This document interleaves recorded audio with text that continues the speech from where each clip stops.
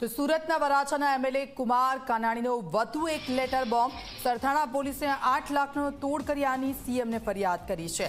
કોપીરાઇટના ગુનામાં 8 લાખનો તોડ કર્યાનો દાવો કરવામાં આવી રહ્યો છે. પોલીસ કમિશનરે ડીસીપીને તપાસ સોંપી છે. 20 લાખથી વધુનો માલ સગેવગે થયાનો આરોપ છે. 2 આરોપીઓના નામ ગાયબ કર્યાનો પણ આરોપ થયો છે. 2 મહિના પહેલાના તોડકાંડનો આ વિવાદ ફરી એકવાર ગુંજ્યો છે.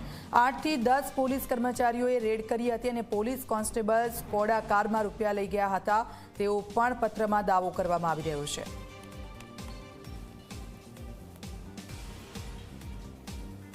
આ પત્ર મેં 28/1/2025 રોજ લખેલો પત્ર છે. ઘણો સમય પહેલાંનો પત્ર છે.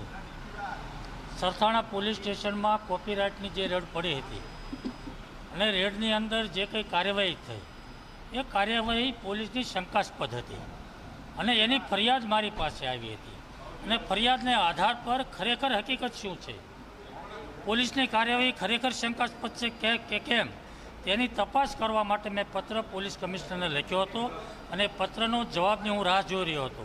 પરંતુ આજે આ પત્ર સોશિયલ મીડિયાની અંદર કે કોઈપણ જગ્યાએ વાયરલ થયો છે અને એની તપાસ ચાલી રહી છે. પરંતુ દર શુક્રવારે પોલીસ કમિશનર સાથે સંકલનની મિટિંગ ધારાસભ્યની થતી હોય છે.